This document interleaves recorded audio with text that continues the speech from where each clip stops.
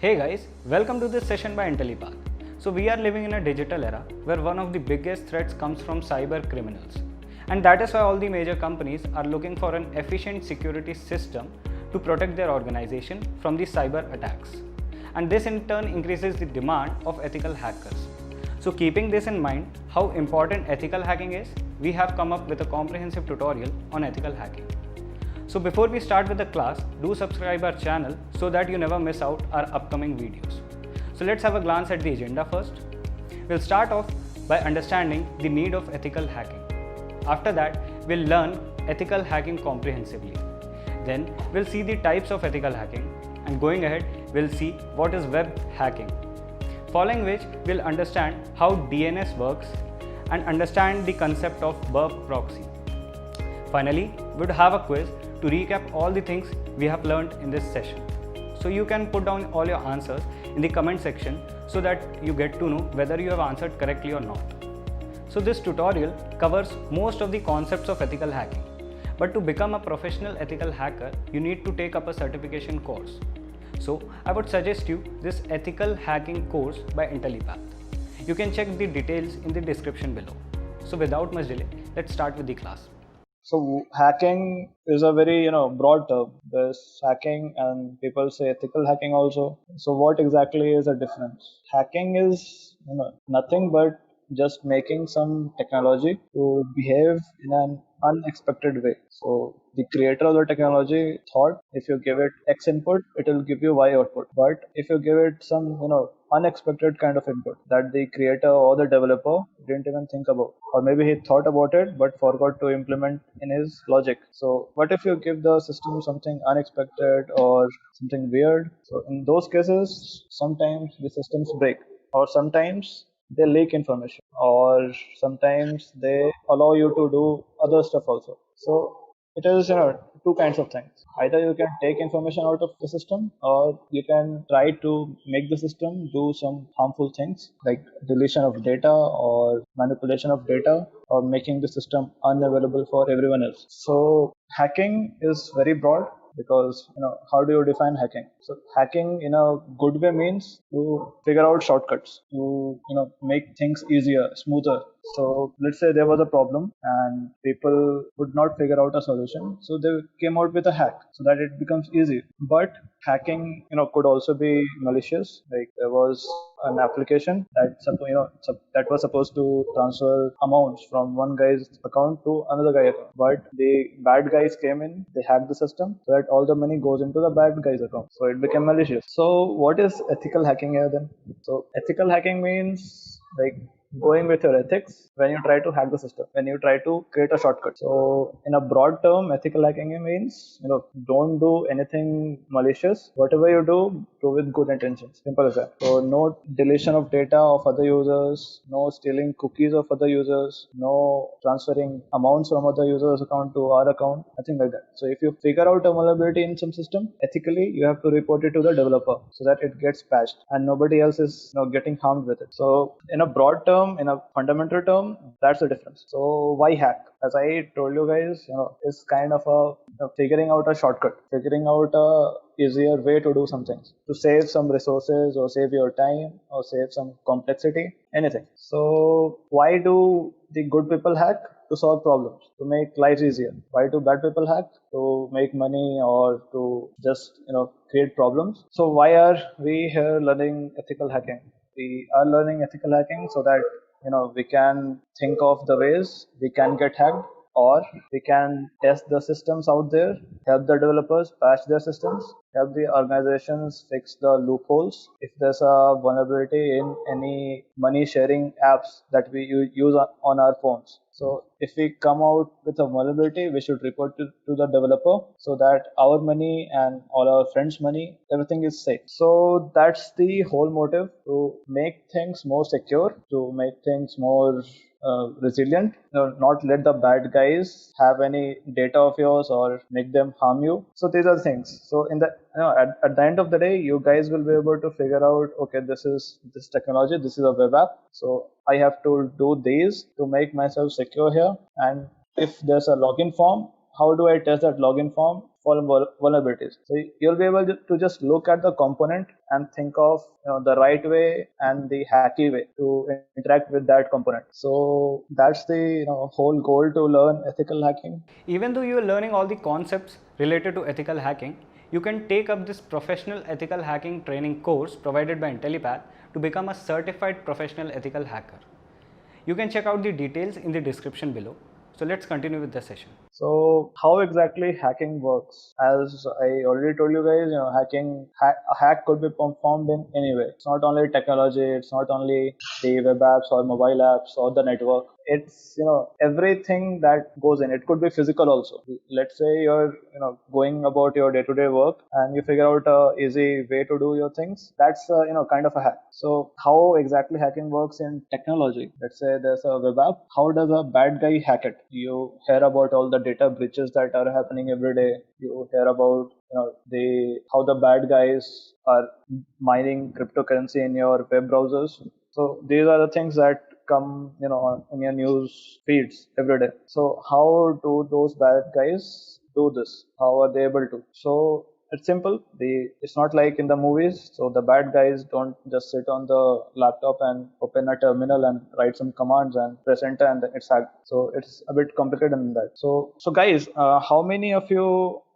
have ever, like, you guys must be knowing all the tech. So how many of you guys have ever coded a component or a web app or a mobile app or any kind of coding? So see, right now the whole tech atmosphere, that is very it is having too much diversity. Like, if there's a guy in his college and he wants to develop a web application, he won't be just like there's step A, step B, step C, and you have a web application. No, it's not simple as that. So he will have to figure out what kind of web application. Then he'll have to figure out there are hundreds of programming languages out there. Which programming language to pick? Then he'll have hundreds of thousands of frameworks. Then he'll pick one. Then all the components, and he will have hundred of choices. So it will be a very different web application than anything created before. So point I'm trying to make is it is very diverse, the whole technology atmosphere right now. So a web app could be having technology A as the database, but the same web app could have technology B. So to hack such a system, or let's say you come across a web app, you can't just be like, oh, this is a web app, I'll do this, so it gets hacked. No. So you'll have to figure out how is it built. Unless you know how it is behaving at the background, once you submit some data, press enter, you have to have an idea in your mind, how is that going, that application going to treat your data. Is it going to sanitize it, or is it just directly going to save it to some file? Everything you have to figure out. How it could just be a guess. You can just guess, if you do this, then this is happening. Then you will try to figure out or write your steps. If I have to hack this application, I need to give this kind of malicious input here, so it gets hacked. So you have to come with your methodology based on the technology that the website is using. So how do you figure out the technology that the website is using? There are tools out there right now. There are 3-4 online tools, and once once you come across enough websites or applications, you don't even need tools. You just look at it, look at some signatures, some peculiar characteristics, and you'll know, okay, this is that technology being used here. So the whole thing is too complex. Once you do it enough of time, you will think of you'll be able to make a very calculated and knowledgeable guess, and that's all needed to get started. So is it like as they show in the movies? Absolutely not. Not only web apps. I just talked about the web apps, but the attack surface, the whole attack possibility, it is like huge. Can't even think about it like in a single picture. So there's web apps, and there are databases working those web apps. There are tons of other technologies that enable those web apps: servers, proxies, load balancers. Plus there's not only the internet facing things. There are the routers in the network area. There are everything, the components that connect each system to another. So it's all very complicated. So now there are these mobile apps. Now mobile apps also are quite different. They are available for multiple platforms like Android and iPhone or iOS or anything. So now those apps also, they also use very diverse kind of technology. You can't just have this kind of web app or this kind of app. No. So point I'm trying to make is it's very complicated out there, but once you know what works, what worked in some previous website that you did user that used X technology, you'll be able to make that work here also. So what does a normal day of an ethical hacker look like? So I've been testing the applications, websites, networks, systems since I was in college. So I was very much interested into it, and I used to spend all my day and night, just testing the internet applications out there, Facebook, Google, everything. So for quite some time, I was not having many resources to learn from. But once you start picking stuff, it will get like exponentially easy for you.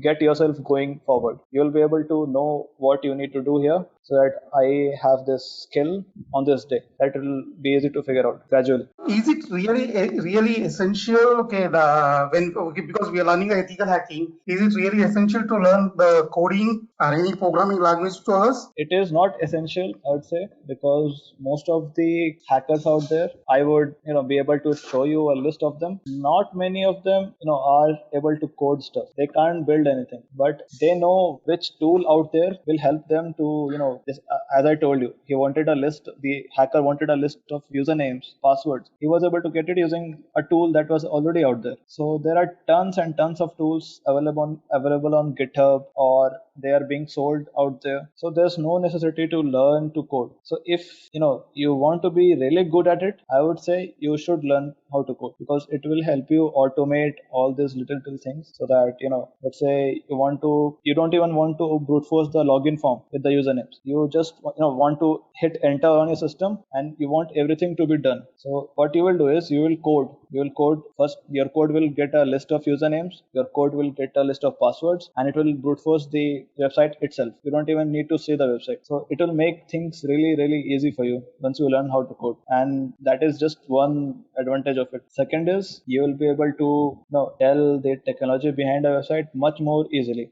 As I told you, once you need to use tools to figure out the technology, you will not even need those tools once you can know how to code in that technology, because you will see it out there, right? It will make much more sense. But that being said, I'll say it's not at all necessary. I know like 90% of the hacking community people, they are not coders. Many of them are just starting out in their careers. So but they are really great at hacking stuff. Okay. So I was telling about the motivation. So as I told you, I just did it for pure interest of knowing the technology and breaking it. So what do I do in my everyday life? I do the same things just for a company, and it gets really interesting once you'll be able to figure out all the hacking articles out there. You'll be able to figure out how the hackers pulled it off. And let's say HDFC Bank, their database gets breached, and the news article had those data that how it got breached. So what if you figured out ICICI Bank also uses a similar kind of stuff? Then you could try out those stuff on ICICI Bank, and if you find out something, you can just go and report it to ICICI Bank. So it gets like really interesting. And most of these big organizations, they actually pay you once you report a serious vulnerability to them. It's called bug bounty. It's really famous right now. Every big company out there pays huge money once you report them a security bug or vulnerability out there. So it is really interesting and much more rewarding right now. The bigger picture, right? So if we can start with something, but what is the bigger picture? So as I told you, bigger picture is knowing the tech and all the environments, and being able to map a technology that you see with a list of vulnerabilities, and being able to test those vulnerabilities on that system. See if this is vulnerable to this or that, what you can achieve. So that's the bigger picture. That's what we should keep as our motivation here. It will help you to proceed with much more pace. It will get kind of boring when we reach place where we have to figure out the tech behind a system. But with the help of tools and everything right now that are available, it will be really easy very soon. So what is pen testing or penetration testing? So figuring out websites technology is not everything. Like as I told, a tool does it very easily. But let's say you are hired by an big company. They tell you to just figure out any way, in which you can gain their user passwords. So pen testing is like, trying out whatever is in your hand to gain that data that the company wants anyhow. You are free to try out everything. There's a term actually for it. It's called red teaming. So there is this red team, there's this blue team. So the goal of the red team is to just, try out any means to leak any data, to just exploit anything out there. They have full permission to do whatever they want. And there's this blue team that is supposed to prevent this. They have to make patches. They have to make sure that everything is secure, and they have to make sure that the red team is not able to achieve their goals. No data gets leaked and no exploits are being done. So pen testing is actually, the broad term of red teaming. So there's Facebook.com. Have you guys seen any bug bounty page of a big organization, like how they expect you to report vulnerabilities and everything? No. Okay, I'll show you. Even though you are learning all the concepts related to ethical hacking, you can take up this professional ethical hacking training course provided by Intellipaat to become a certified professional ethical hacker. You can check out the details in the description below. So let's continue with the session. So I'll show you the Facebook's, they call it white hat. Yeah. So this is the page where Facebook, allows you to go out there and test their apps, all their assets, to find out a security bug and report it to them. And how they want your report, they have put everything there. So they want you to just think creatively, think of hacks that the developer failed to implement in his code. If the developer wanted his app to behave like this, and you were able to make his app behave like that resulted in security violation of any user that is signed up on Facebook. So Facebook takes it very seriously, just like any other big organization, and they will fix it like very quickly once you report it to them. And the minimum reward that they give is $500. So with Indian currency, it's a huge amount, and that is the minimum amount. So if you're able to breach their database, let's say, you'll get about 5 times of this or 10 times of this, and people are actually getting paid with this, and it's really, really interesting. So just like Facebook, there's Google, there's Amazon, there's GitHub. All these big organizations want you to report bugs to them. So is this penetration testing? It is, because this is also a very sub part of pen testing. So red teaming is a sub part, bug bounty is sub part. Now pen testing is also getting in the network of that organization and trying to figure out what all devices are connected in that network, trying to figure out what all ports are open in that network, and figure out what all applications are running on those ports, and then testing those applications to breach any data or execute some commands, anything malicious, anything that you're not allowed to do. So a pen tester will just go to that organization. So I'll tell you, there are two approaches. I'll just write it here. So there's this white hat or black hat, and there's this white box and or black box. So what do I mean by white hat or black hat and white box or black box? So white hat is just a very fancy word for a guy who performs ethical hacking, and black hat is a fancy word for a guy who doesn't follow ethical rules while hacking. He'll just go out there and do bad stuff, breach data, or leak some information, or gain some money out of it, or anything like that. So now what is white box? So white box is something where you are in a box and you can see anything. So if you have to test a web application, and if you have access to all the code of that application, all the source code, all the front end code, back end code, all the database code, everything. You have access to everything. Now you have to figure out what is wrong with that code. How, by studying that code, can you figure out how it can be broken by a hacker, or how it can give data out to hackers if the hacker supplies some payload or some malicious string to it. That is white box. You know the whole logic behind the application. Now you just have to figure out which part of the logic is you know broken or could be used maliciously. So now what is black box? Black box is where you have no access. Only access you have is to the application. Let's say you have to test facebook.com. This is a black box approach because Facebook is not giving you the access to its code or the access to its network. It is just giving you the access of the user end system, that is the facebook.com domain, the application. So that is black box. Now you just have to guess. If you enter something in a box and submit, you're just guessing how it is working on the backend. You don't actually know how the code is treating it. So that is the black box approach. So what we are going to do, what pen testers normally do, is the black box approach. They don't have any kind of access. They just try to guess and use the tools and get the data somehow or gain some access. So as you guys asked, what are the steps and where to start? So the step is to first know what all resources are out there to make everything easier for us in this presentation. So the number one step I'd say is to, like, other than knowing the resources and knowing the tools, it is to figure out what to hit. What is your target?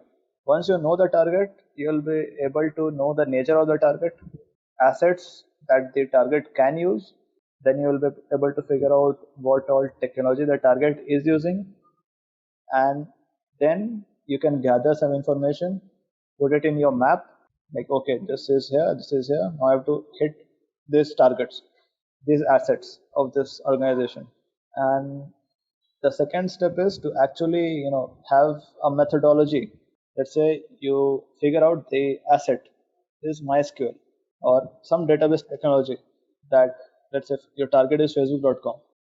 You were able to figure out facebook.com is using a MySQL server, that is a database technology, and it is running on this IP, this internet address. You have this information.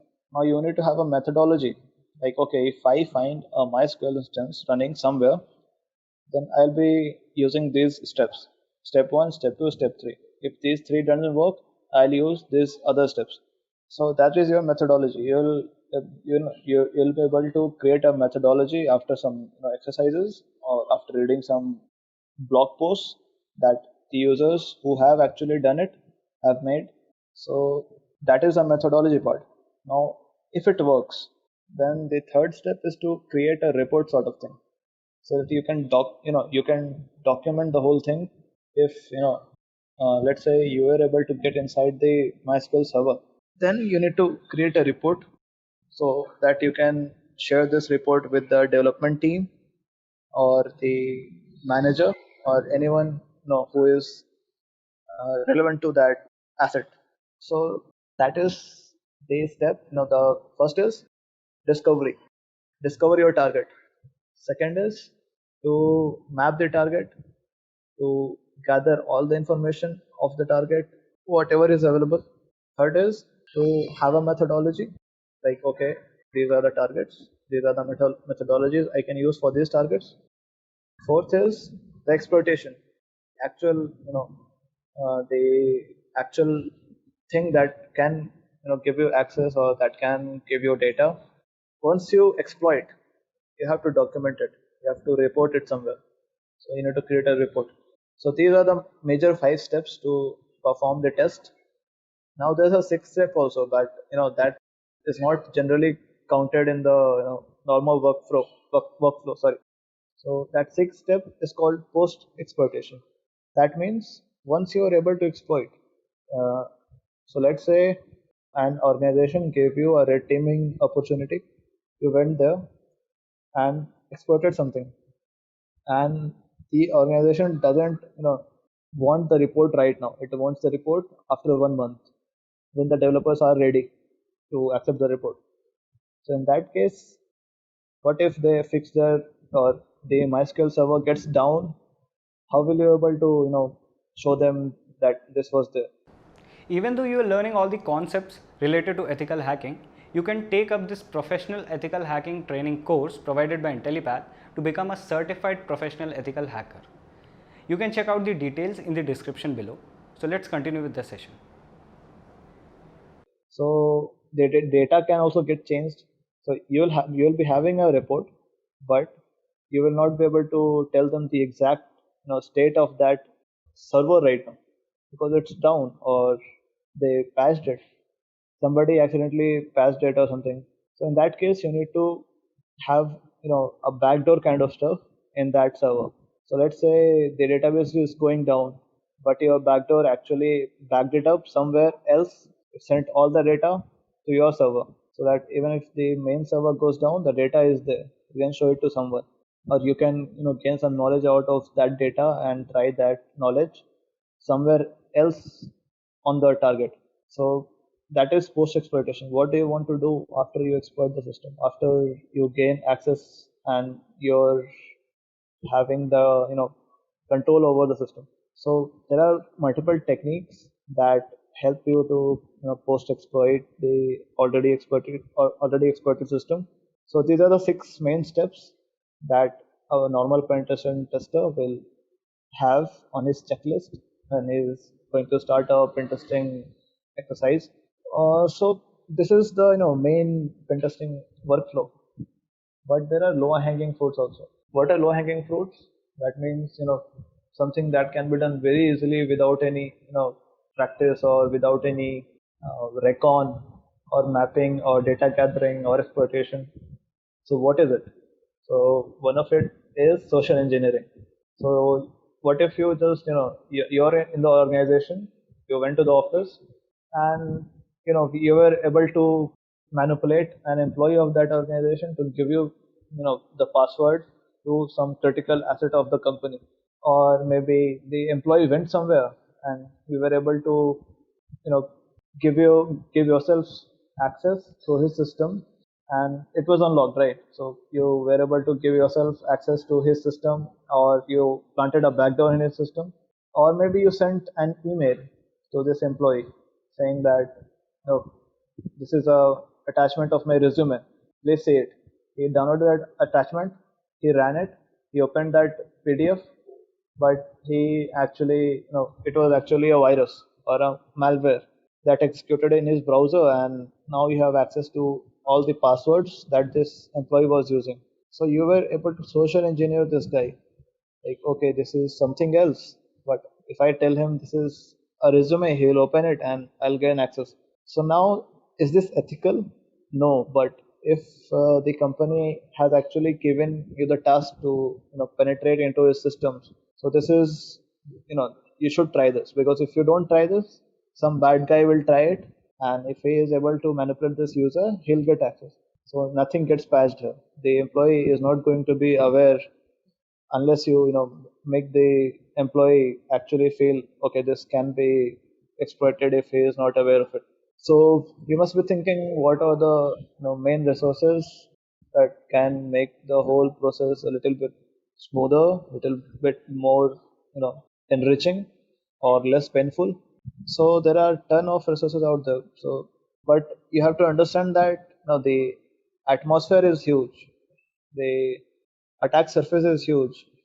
There are websites to attack, there are mobile apps to attack, there are networks to attack, there are systems to attack. Which interests you most? Will you be able to enjoy hacking into a website, gain all the data, the passwords, or would you like to get into a network, then try to figure out all the open ports or something like that? So based on these interests, you will have tons of resources out there. So let's say if you want to mobile application, the resources that will help you will be very different resources that you will need to attack a website. It's actually like totally different from it. What works on mobile apps won't work on a web application or a server, obviously. So I'd like to show you this OWASP site. So OWASP is a foundation that was found to enable the developers, the open source contributors, the tools that they can run on their application and make the application secure. So OWASP is very active in the security community. It organizes talks, conferences, frequently. Have you guys heard of Nullcon or the Null community? They are actually based out of India. The Null community was founded in Bangalore itself. So, like, the point I'm trying to make is there are communities out there, just like OWASP. OWASP was once a community. Now it's a huge.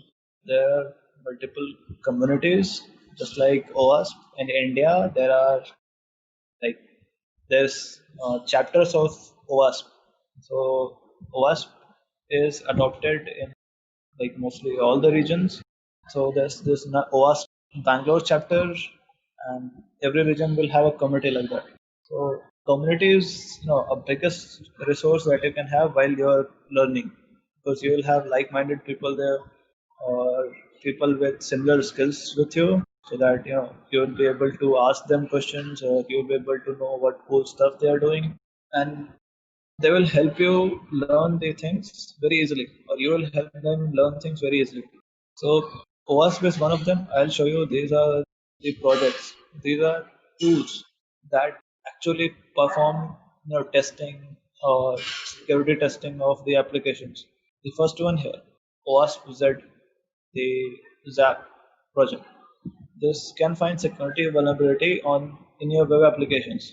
So if you have made any web application, or if you run this tool on Facebook platform, it will be able to tell you some vulnerabilities that are present in Facebook's web application. Just like this, there are multiple other applications. So the thing I wanted to show you was this documentation section. This is where they put all the standards, all the testing guides that are used by the penetration testers or bug bounty hunters out there. These are documents that help you create your methodologies, how to test a system or how to attack a ecosphere. So the most useful that I find is this OWASP top 10. So this is a list of top 10 vulnerabilities or bugs, classes of bugs that are found in web applications or any website on the internet. So let's see what's in there. I'll be able to show you a quick overview. So the OWASP 10 2017 version is out there. The 10 most critical web application security risks. So as you can see, this is the list of vulnerabilities, bugs that are very common. These are the top 10 bugs that you can find on any website. So the first is injection. Second is broken authentication, sensitive data exposure, XXC, broken access control, security misconfiguration, XSS. So there's that.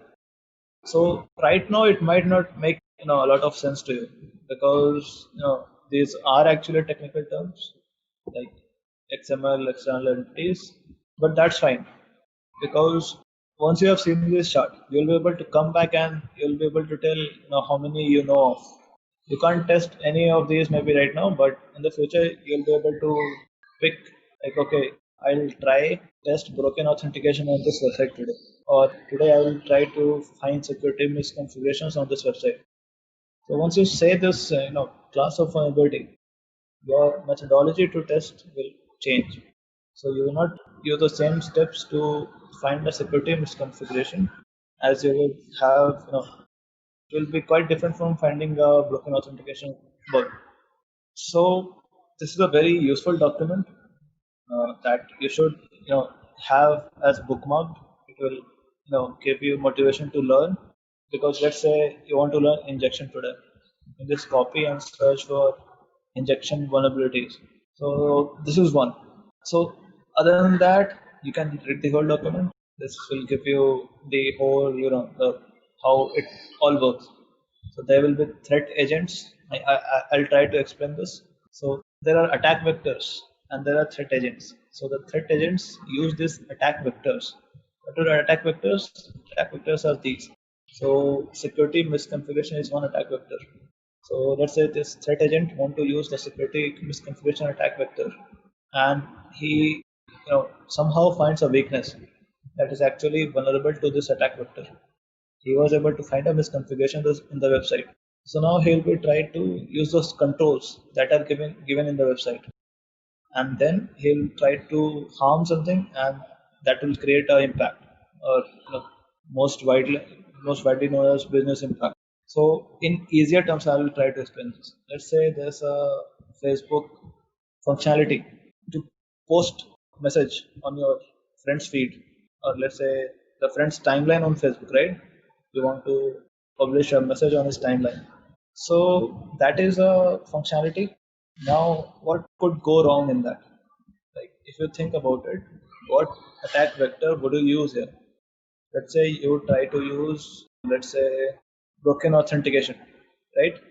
So actually here you'll be able to use very easily injection, because you are going to inject something in the form given to publish a post, right? You're injecting something, you're writing there something. So let's use this injection attack vector. You're the threat agent right now, so you'll use it. You figured out that this form is having a vulnerability in it. So what is the vulnerability? Vulnerability is the form is not checking your input before it is publishing or sending it to its database.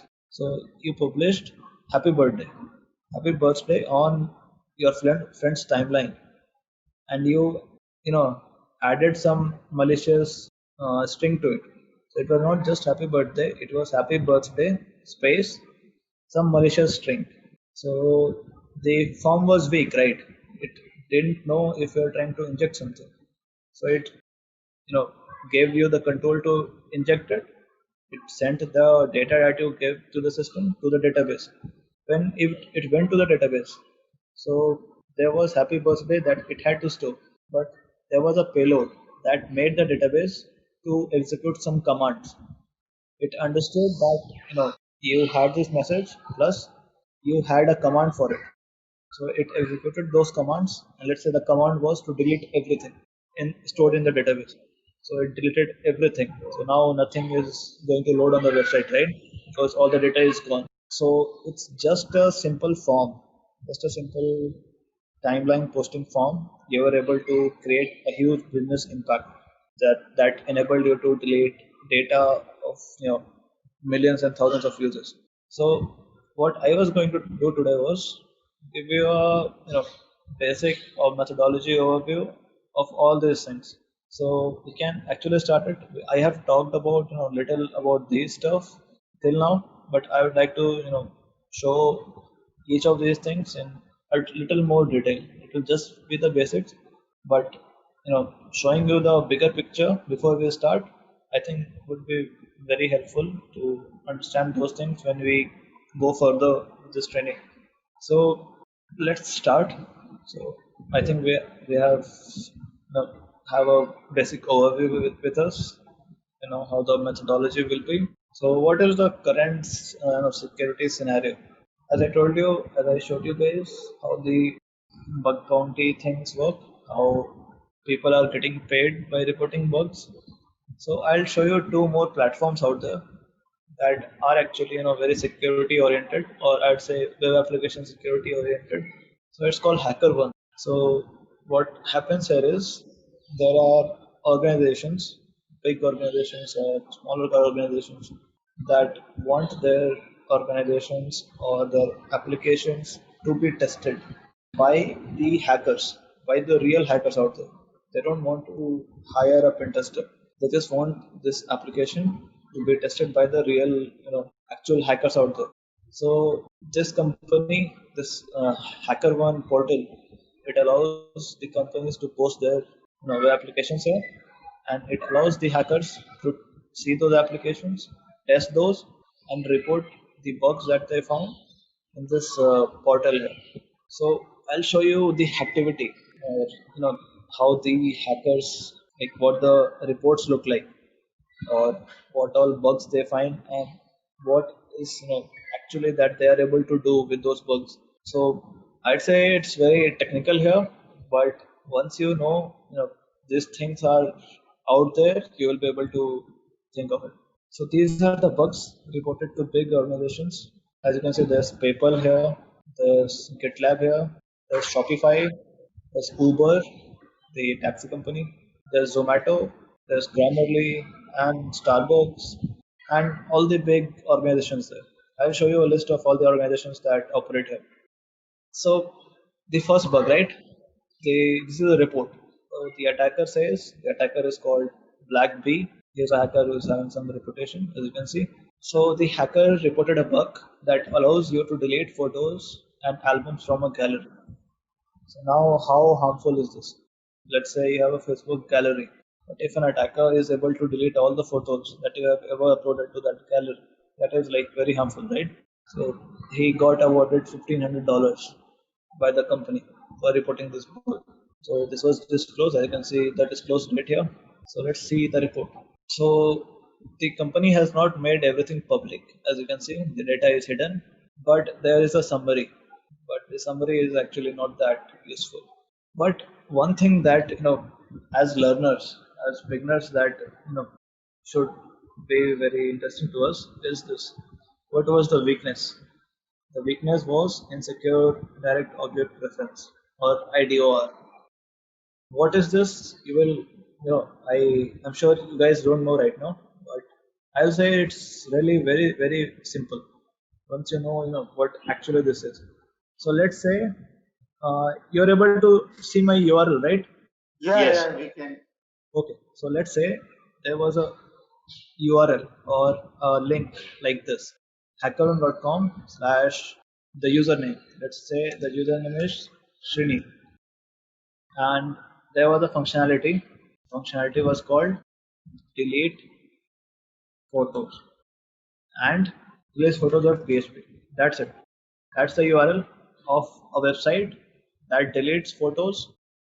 And let's say I give photo equals 1. Okay, so this is a URL that allows, when a user clicks on this URL, his photo number 1, the first photo in the gallery will get deleted, because the function will be called is this one, delete photos. And which user is this being called for? The user is Srini. So there's an attacker who came across this link. This kind of link is very common, I'll tell you. I'll say the untested websites are full of this kind of link. So an attacker will be able to tell very easily this is vulnerable to this IDOR, insecure direct object reference. What is that? I'll tell you. So let's say the attacker, for his system, he clicked on this. Let's say Raja. So even if he is not Raja, he doesn't know password of Raja, but if he clicks on this link, he visits this link, photo number 1 will be deleted. Of whom? Of Raja, because the link says that. So the application is not able to tell that if the link that is being clicked is actually being clicked by that user who is having the name here. Even if the user is not Raja, he clicks on this link, Raja's photo will get deleted. Simple as that. So that is one approach to test the websites. And this is called the IDOR approach, or IDOR weakness, or IDOR bug. So I'd say it was fairly simple for the hacker here to test this bug, but the payout was huge because of the impact. The business impact was huge. The deletion of photos or deletion of any kind of data, it's very sensitive. So that is that is that is very easy to test these kind of little things. So once you start testing the websites, or learning how to test it here also, and if you go back to this document, the top 10 bug document, right? You can see XSS here, right? There, your site scripting. The most common attack vulnerability is actually XSS. Correct. Yeah. So people are just learning about the bugs here, and they are able to tell, okay, this is a very common vulnerability, so I should test on the website that is here. They tested it on Twitter, and they actually found the bug, and they got rewarded $6,500. So it is that simple. But if I'm saying very simple, it's not that that simple. But because there are things. If I open this report, it's not just one line report, right? So there's other terms also like cache poisoning and everything. So the hacker, he had to understand everything, like how it is actually working. This guy doesn't know how Twitter works, but he was able to bypass the system or do something harmful, and he could harm the system, right? So even if he doesn't know about how it is working, so that kind of knowledge helps.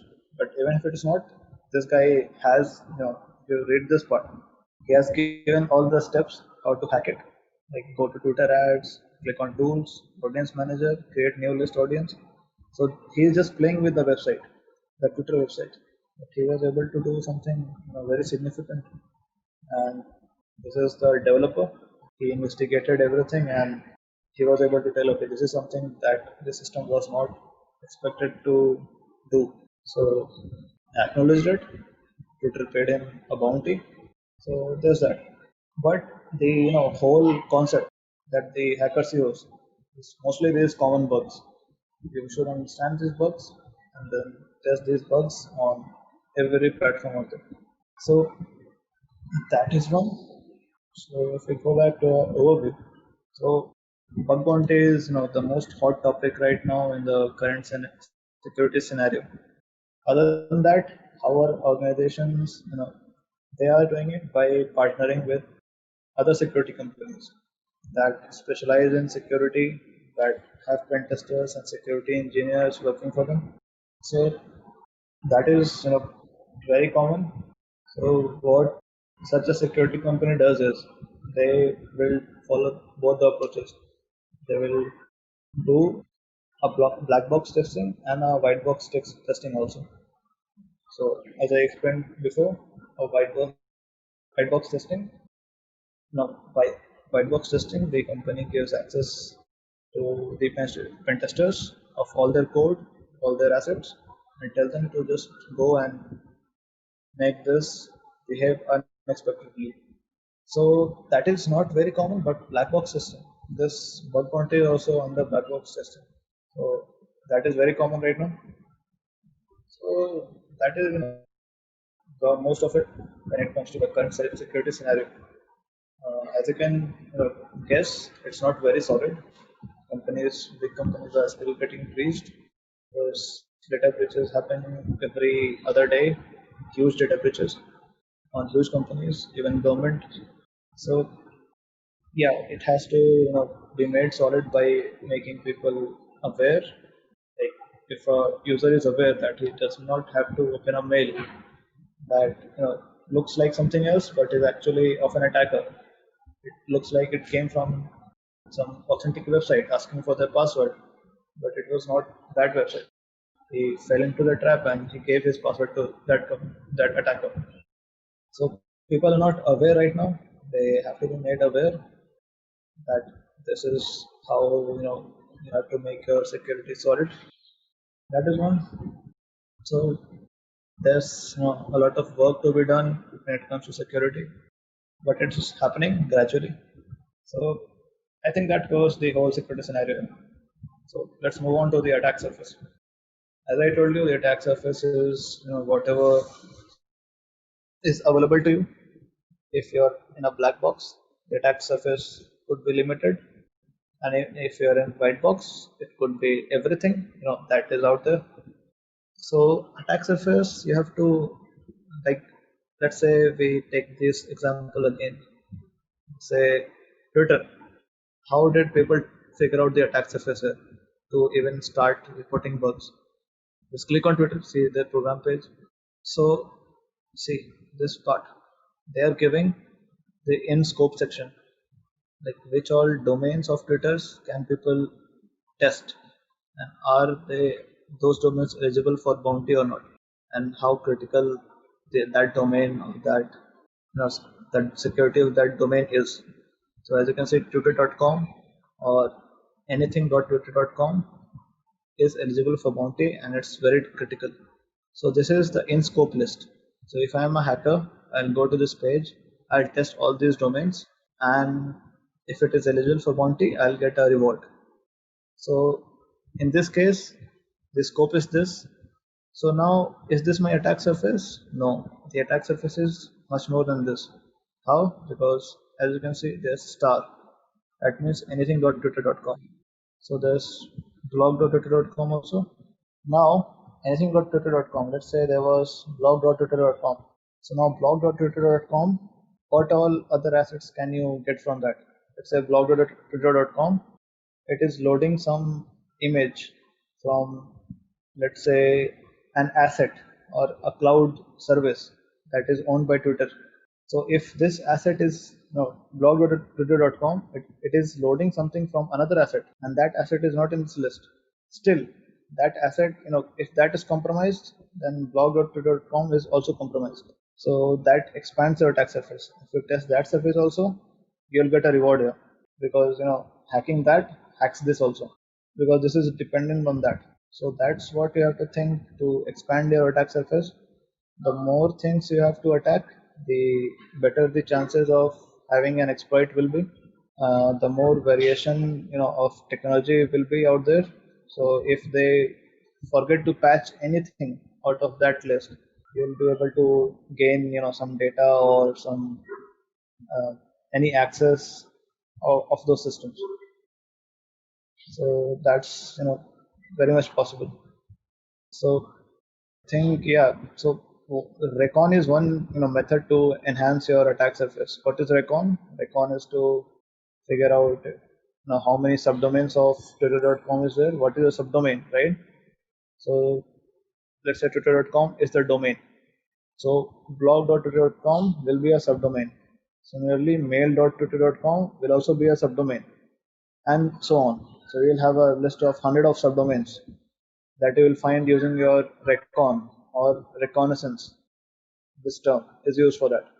This term means just to figure out or to enumerate all the other assets of this domain or this subdomain that is there. There are multiple methods to perform recons.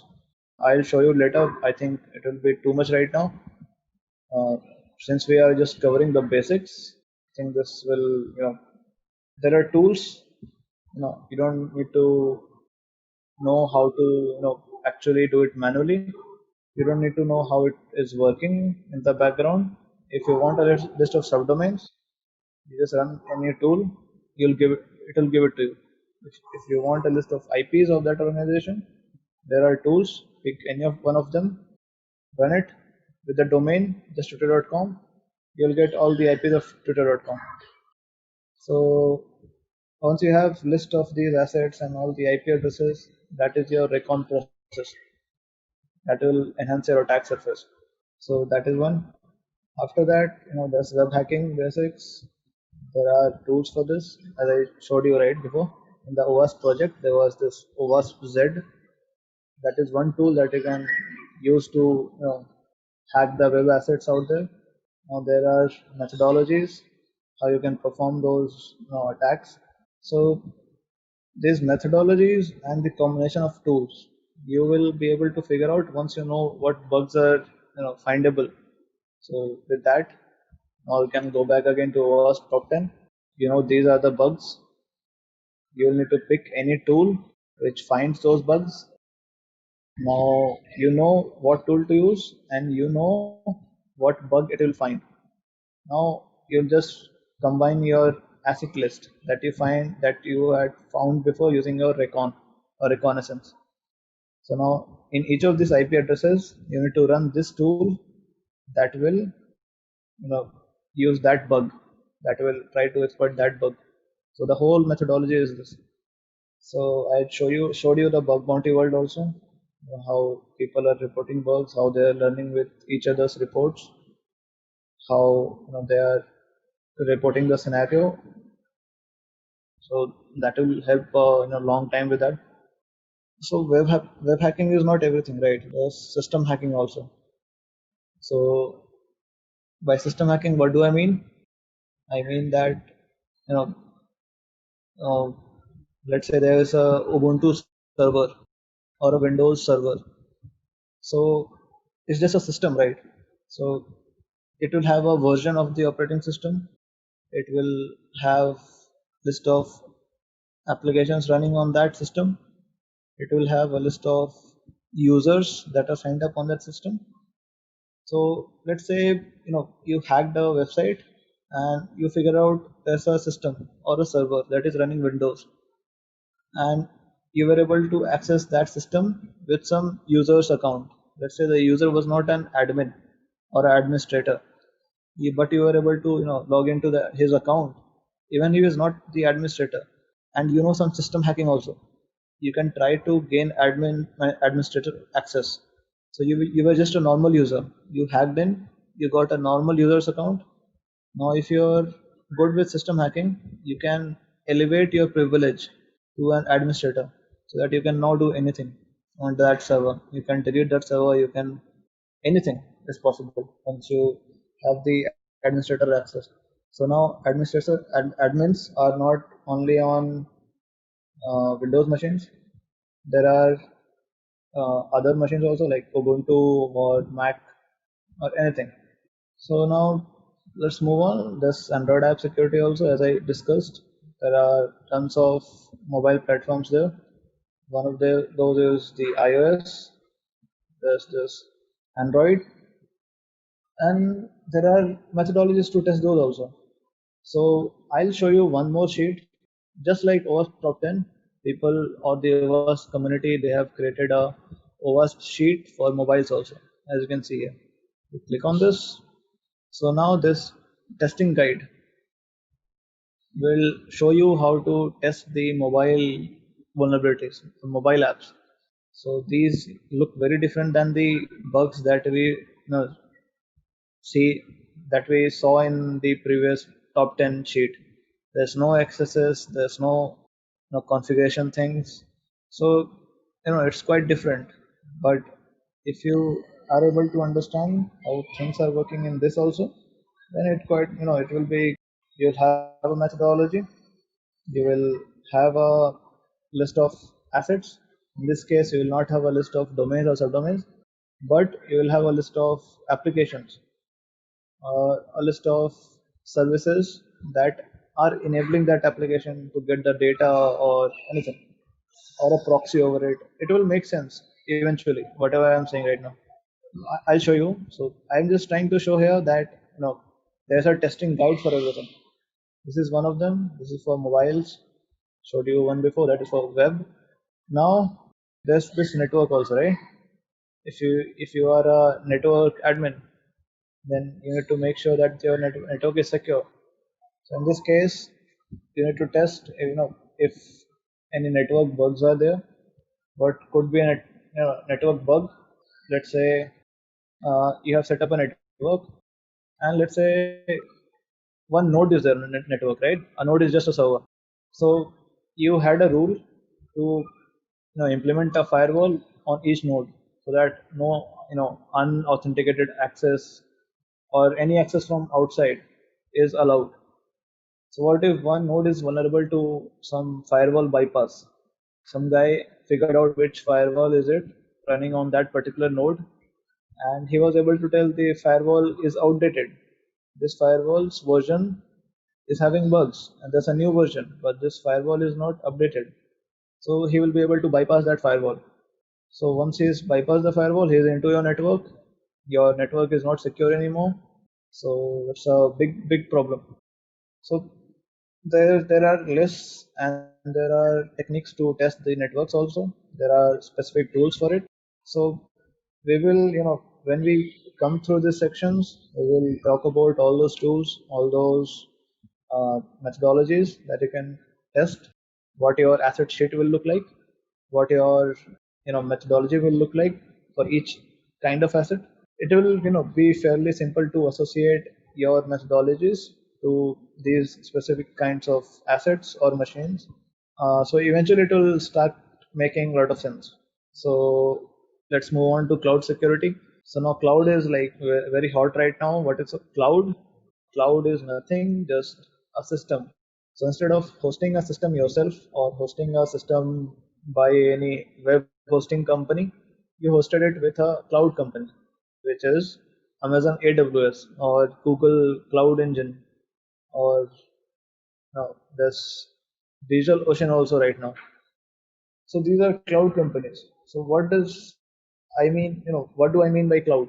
Cloud is nothing, just, you don't have to worry about anything. If you want to store your thing into a database, you just ask the cloud provider to for a database. You will not ask for a server and then you'll install a database on it and put data in it and maintain the server, nothing.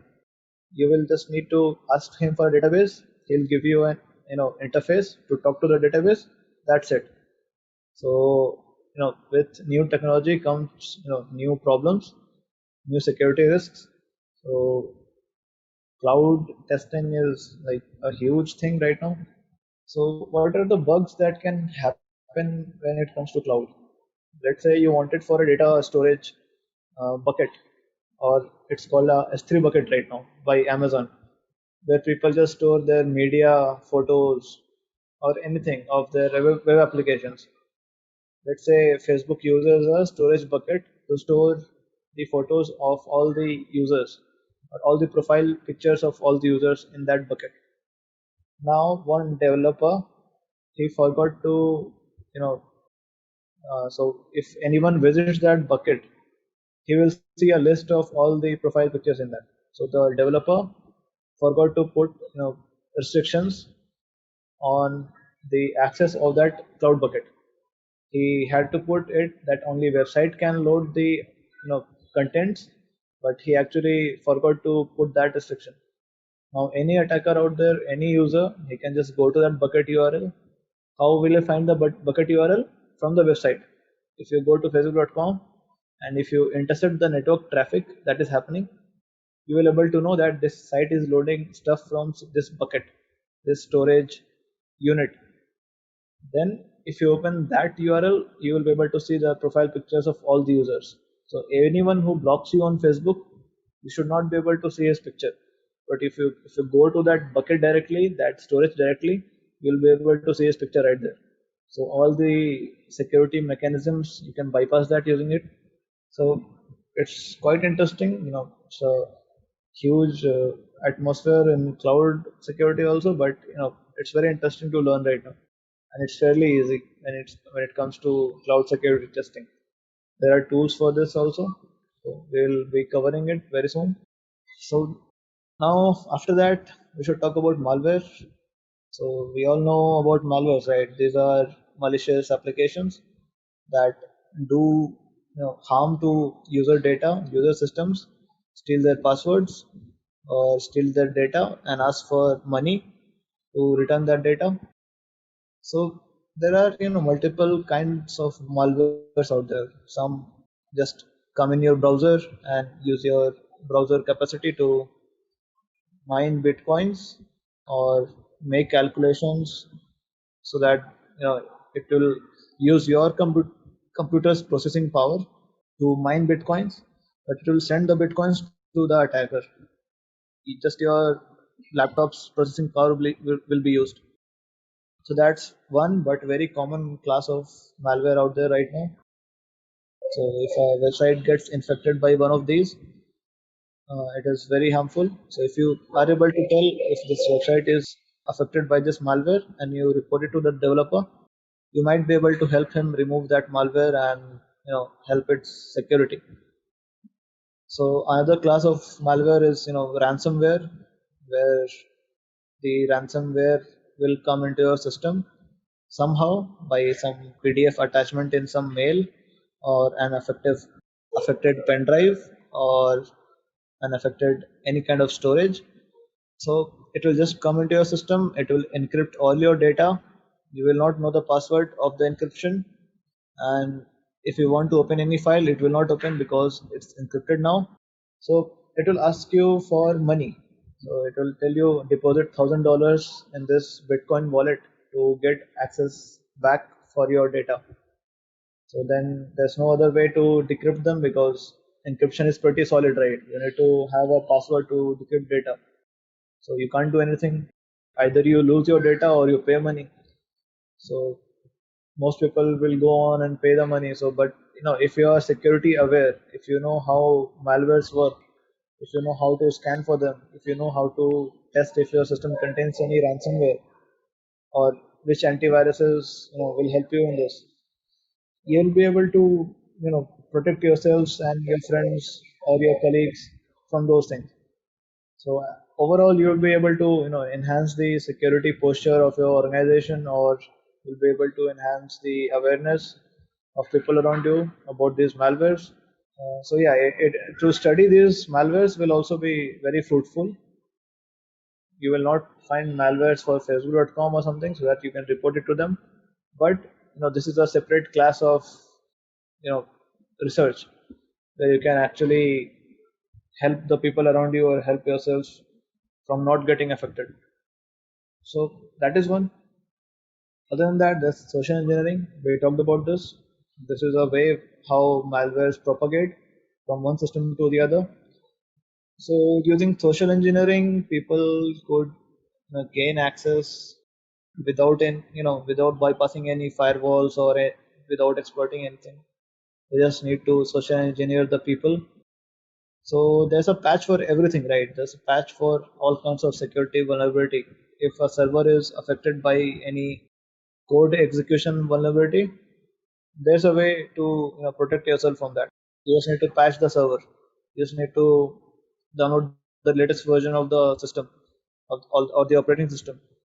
But there's no patch for human stupidity, right? So some people will just fall for any phishing email, or if they see a fake website, they will still not know it's fake. They will just submit their password there. So this will always happen. People, the bad hackers, they are coming up with new and creative ways to hack the systems and to fool the users who are not very security aware. So using social engineering, you will be able to you know actually test if the security posture around you is solid or not. If you're in an organization, you will be able to send phishing emails to your organizations, all the employees or to your friends, and see if you can get any data out of it, or you can make them interact with the files that you sent, or make them interact with the information that you're asking. If they are able to not being able to detect if this is a fake attempt to extract knowledge out of them, they will be uh, they will fall for it, and you will be able to make them aware about it. So that is a biggest plus of learning social engineering. So it is much more fruitful to learn social engineering if you're on the black hat spectrum of things, because social engineering is one of the most useful arsenal, the tool used by the hackers. If you can if you open your spam folder in your email, you will be able to see tons of phishing emails asking for money or asking for your bank account number. They're saying, I have to deposit $1 million in an account, give me your bank number or your password. So these are phishing emails that attackers are sending millions and millions of emails every day to all the people. So even if out of those million people, even if 100 people fall for it, those 100 people will give millions to those hackers. So they succeed using social engineering. So that is there. After that, we will learn a bit about cryptography. So what is cryptography? Cryptography is means of encrypting data. So how is it useful for this training? I'll tell you. So cryptography is being used everywhere. It is being used to send passwords. It is being used to send all your data. If you're using this website, right? If you can see here, URL. This URL is having HTTPS. That means this S part. That is encrypting this whole communication channel. If it was just HTTP, then this communication was not encrypted, but it is being encrypted right now. So encryption is everywhere. So what if? So why do we need this encryption? So that the hacker cannot sit between my laptop and the server somewhere, maybe in the router or anywhere. He cannot sit and decode all my data going through the channel. That would be impossible because the channel is encrypted.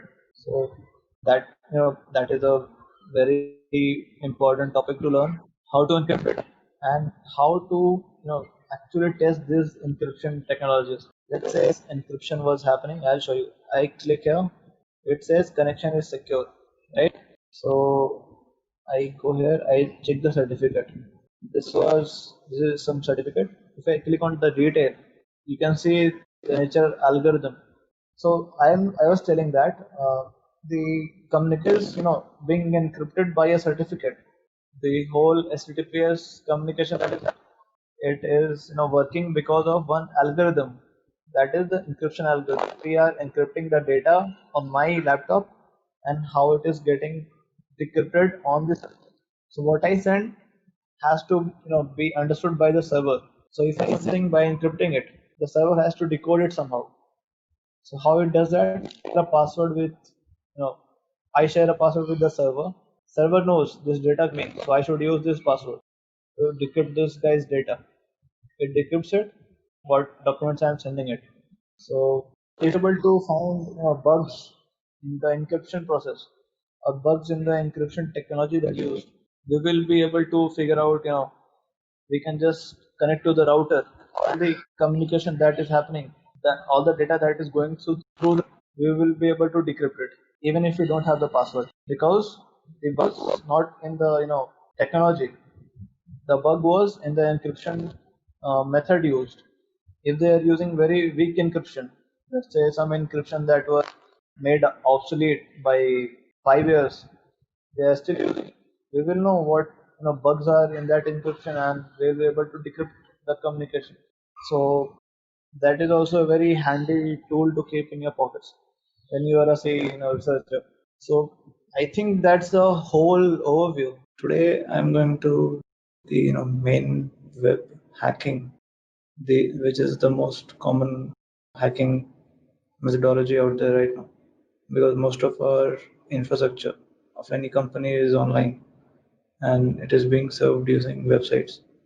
So it's extremely important that we understand what web hacking is and how to build a methodology for that, which tools can be used, and what is this bug bounty thing happening around the world right now.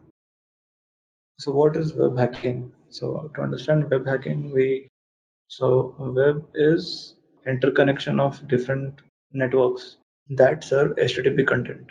If there's a router on the network, that's not part of the web because it doesn't serve any HTTP content. But since it will have a login portal or some kind of admin panel, then that is a part of the web. So anything that serves content is a part of the web. The major part of the web is the surface web, where all the big websites are there. People know the URLs of that part, like Facebook, Google, Twitter. These are all on surface web. Another major portion of the web is the dark web. These are the hidden websites or hidden networks that people don't know about. Those are made to run a secretive community or a platform that people should not know about. That's just for privacy of that website and that website owner. So that is dark web. Now the next is the deep web. So these are somewhere in the middle. So if you know the URL of some website, you can access it. But if you don't know the URL, you cannot. In deep web, those websites are present whose URLs are unknown. Majority of the internet users don't know about the URLs of the deep web websites. So a major portion of these big internet companies like Facebook, Google, they have a deep web component also. They will have their internal platforms or internal websites or internal backtracking platforms where they will do tasks or they will run a CRM to manage their customers, but the end users will not know about those platforms. So it's part of the deep web.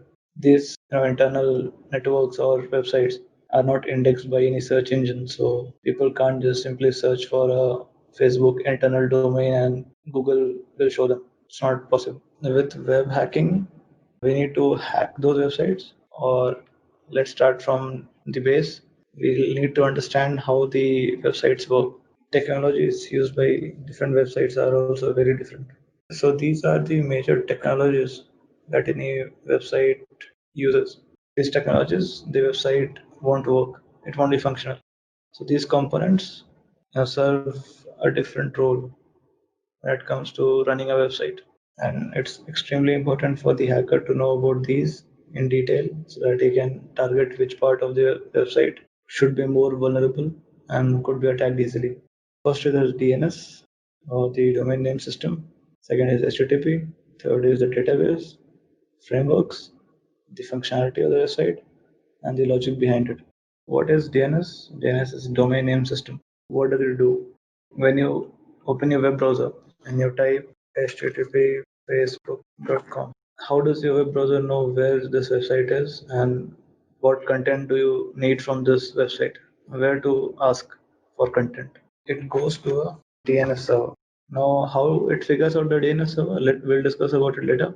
The DNS server will tell, go to this IP. So now your web browser knows this IP or this machine holds the content of the website hosted and in the URL facebook.com. So now it knows a machine. Now it knows a computer. Before it only knew a URL, and URL is not a computer or not a machine. So now it knows a IP where it can bring the data and show it to you on the web browser. This is what DNS servers do. They will translate the URLs into IP addresses. How does our browser know which DNS server to use when asking for facebook.com? Because there are multiple DNS servers in the world, and the DNS server that manages google.com is different from the DNS server which manages facebook.com. The browsers, what they do is they will start from the top level domain or the TLD, which is .com. So it will go to the DNS server that manages .com domains. It will ask, tell me where is Facebook Facebook's DNS server, because it is registered on .com. So you must know. So .com DNS server will tell, okay, I know because I know Facebook is registered with .com. So then it will tell you, okay, query this DNS server. .com DNS server will give another DNS server to ask. Now we have the DNS server of facebook.com. So our browser goes there and asks for the IP address of facebook.com, and simply it gives 66.66.66.66. So now we have the IP address. If it was blog.facebook.com, then again it will not directly tell you it's this IP address. It will tell you, okay, I know where blog.facebook.com is because blog is registered on facebook.com. So it will give the DNS server that handles blog.facebook.com. Then it might give something different like 6, 7. So that's how it works. So it's really simple. Let's get into the hacker mindset. If you're a hacker, how would you play with the DNS servers to do something malicious or get some data out of it that you're not permitted to? So it's also simple. So let's say not only you are asking facebook.com the address of facebook.com, right? There are millions of users of Facebook that open the website, open the web browser and ask for blog.facebook.com every day. All of them send the same request to the same DNS servers and it returns some value. So what if you hack the DNS server as such, it returns a different value. Let's say it returns 166, and this IP should be owned by an attacker. So all the users that open this in their web browser, they will get this IP, which is not the actual facebook.com. This is the attacker's machine. So all of them will go there and submit their password or something, and the hacker will hack all the customers. This is what an attacker could think. Now, how he will actually do it? It's called poisoning of the DNS server. So what is it?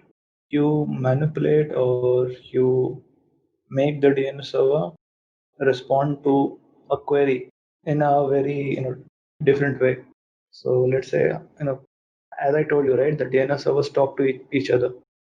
Like this .com DNS server talked to Facebook.com DNS server and told it to give you the IP address. What if you can compromise the .com DNS server? Somehow Facebook is also loading the addresses from there, right? If they are sharing the records, what are records? I'll just show you. So let's say, so there's IP address record. So this is a list of subdomains and maps it to an IP. So there will be multiple records like this, like blog.facebook.com, there will be www.facebook.com, there will be play.facebook.com, all the records will be here. This IP address record, first of all, is called a record in DNS language. Okay. The A record of blog.facebook.com will be an IP.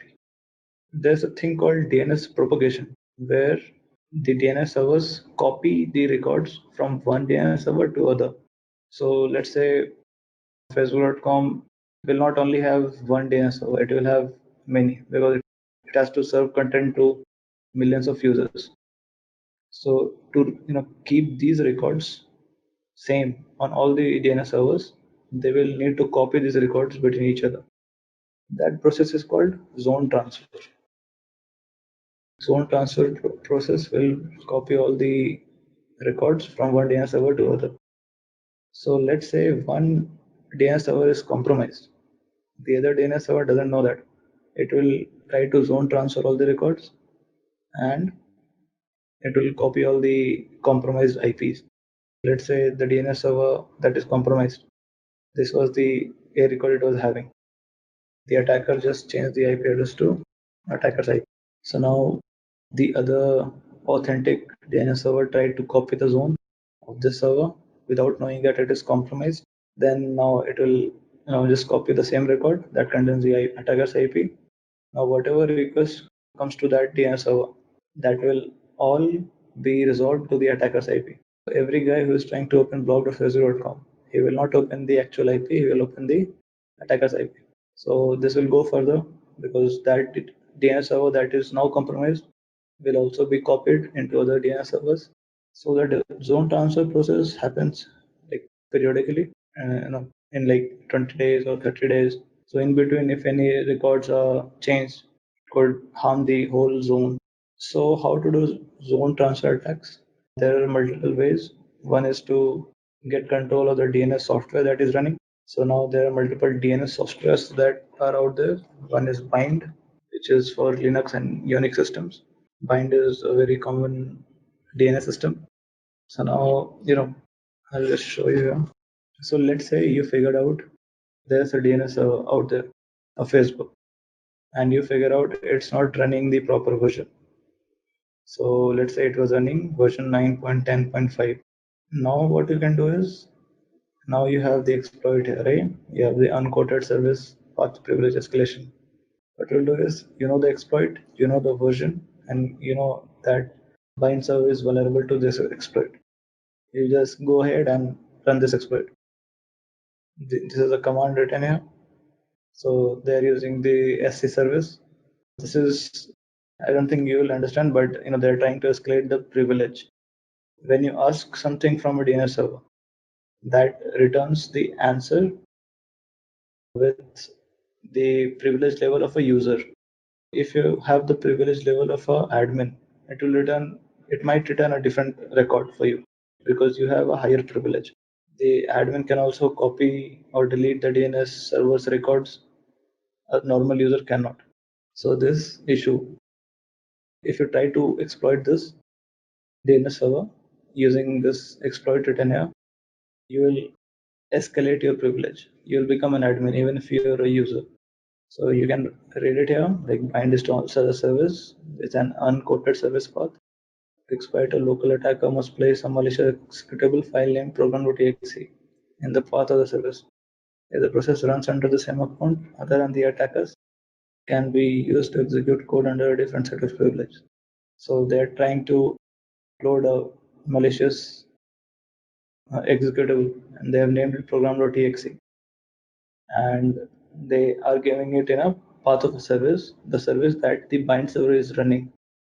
The bind server when running that service, will not know if this program.exe is vulnerable or not. So it will just go ahead and execute it. So now the commands stored in this executable file, they will run with the highermost privilege because bind server is executing it. Contains all the exploits for bind.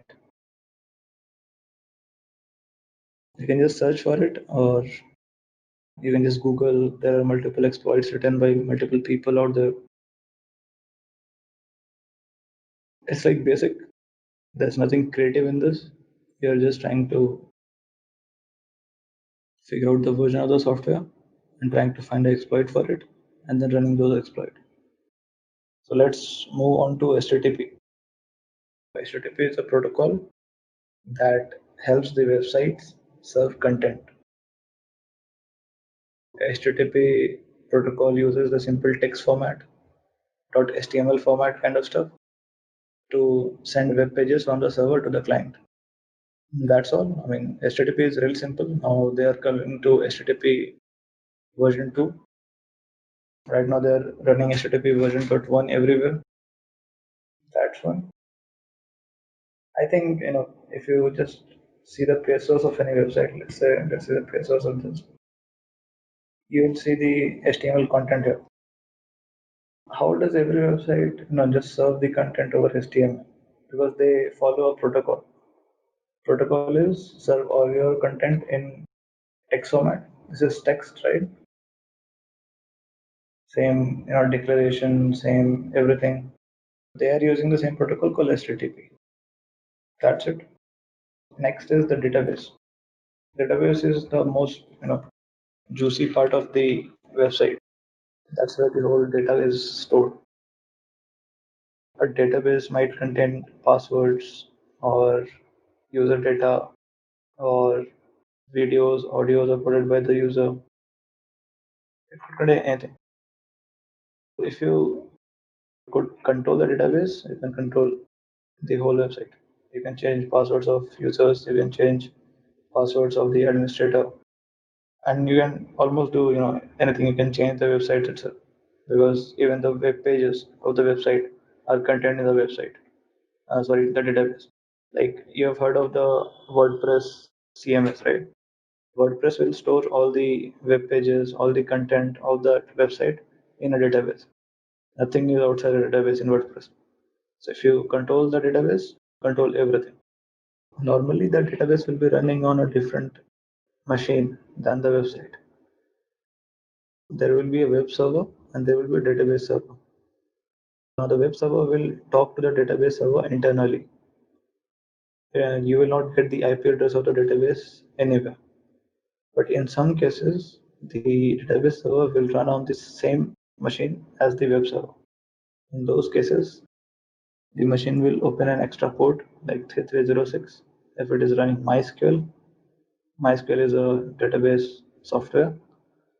So in that case, it becomes easy because now you have two things to attack. Before, you just had one, the web server.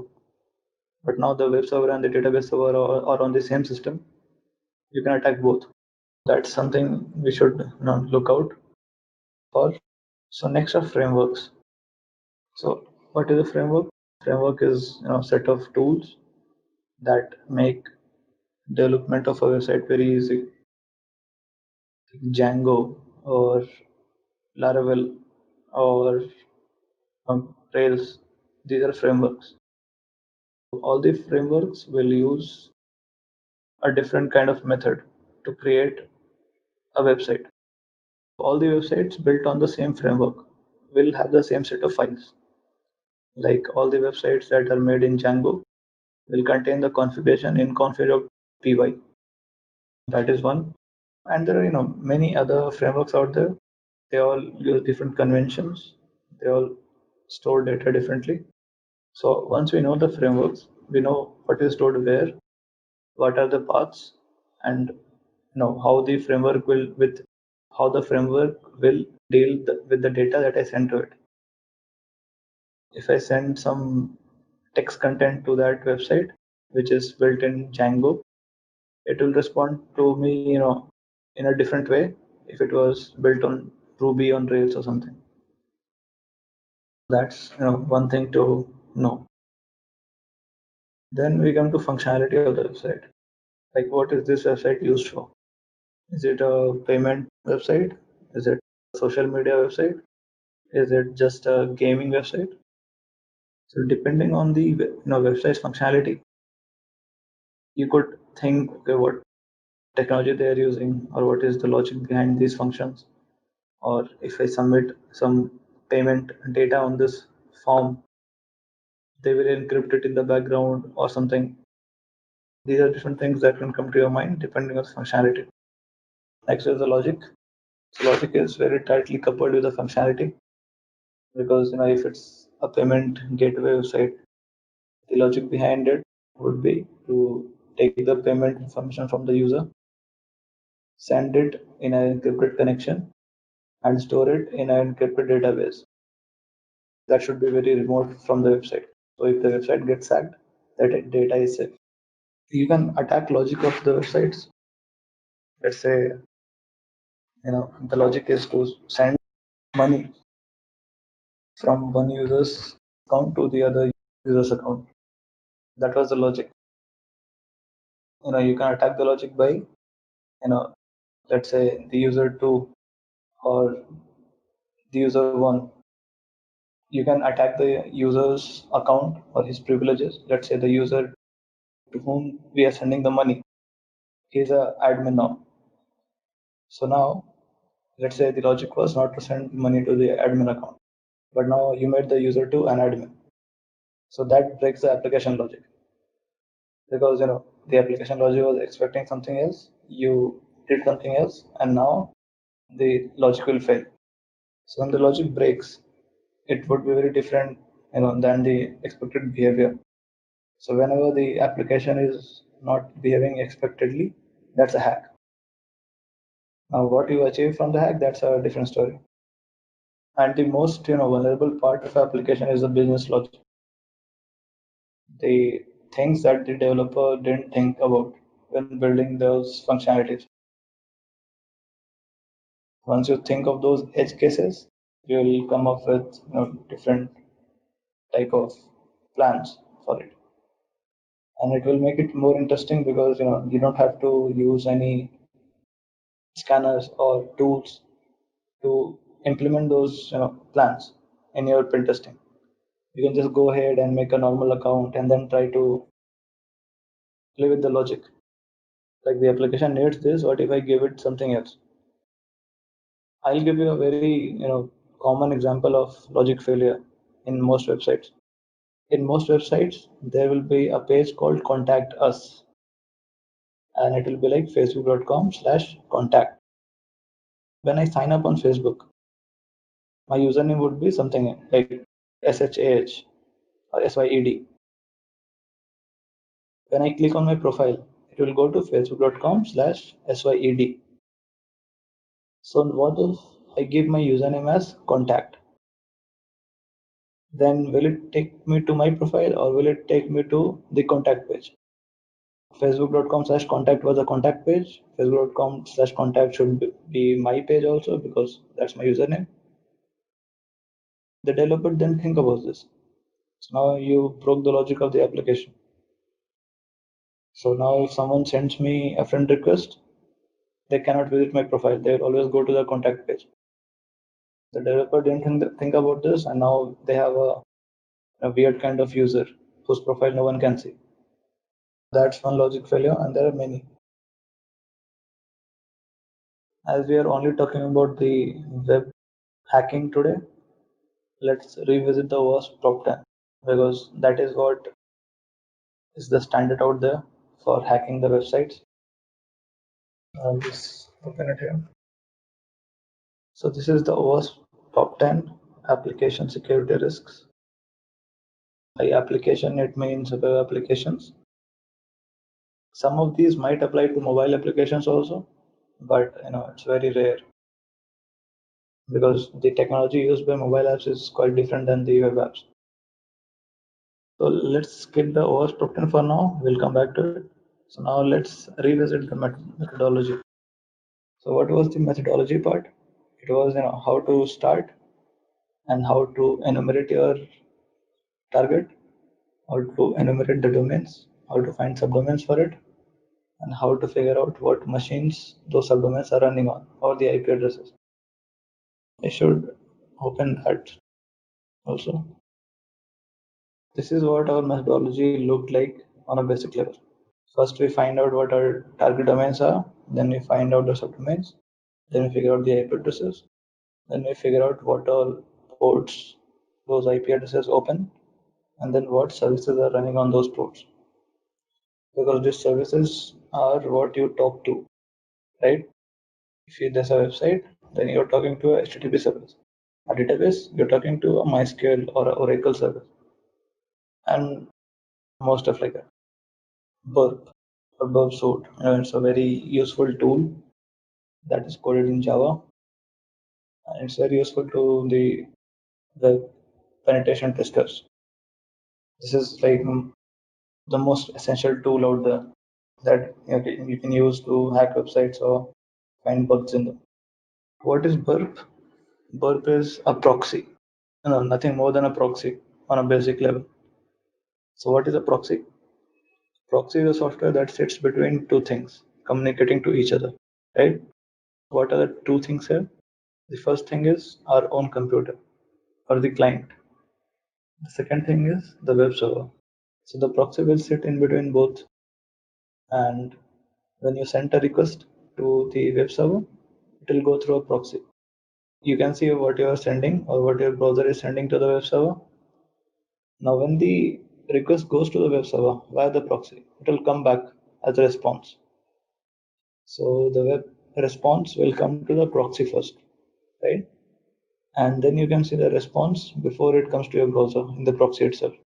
You can see what all requests are going, what all responses are coming, and if you alter or modify one request a bit, how the response changes.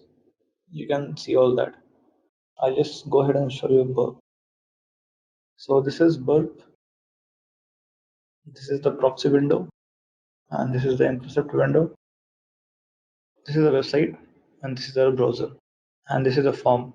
If I click on any button, it will send a request to the web server, and the web server will send a response back.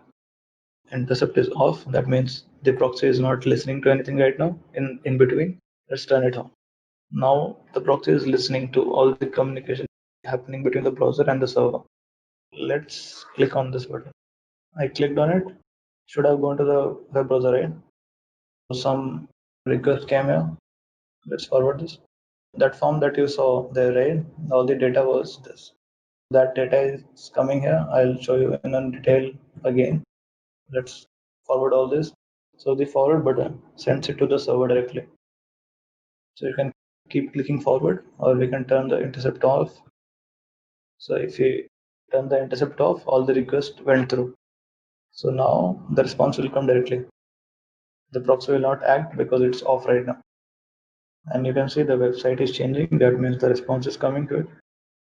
I'll try to again sign up and show you how the data that I sent is coming to the proxy. Even though you are learning all the concepts related to ethical hacking, you can take up this professional ethical hacking training course provided by Intellipaat to become a certified professional ethical hacker. You can check out the details in the description below. So this brings us to the end of this session. If you have any queries, feel free to comment below. We'll reach out immediately. Also, subscribe our channel and press the bell icon so that you never miss out on our upcoming videos. Thank you. See you again in the next session.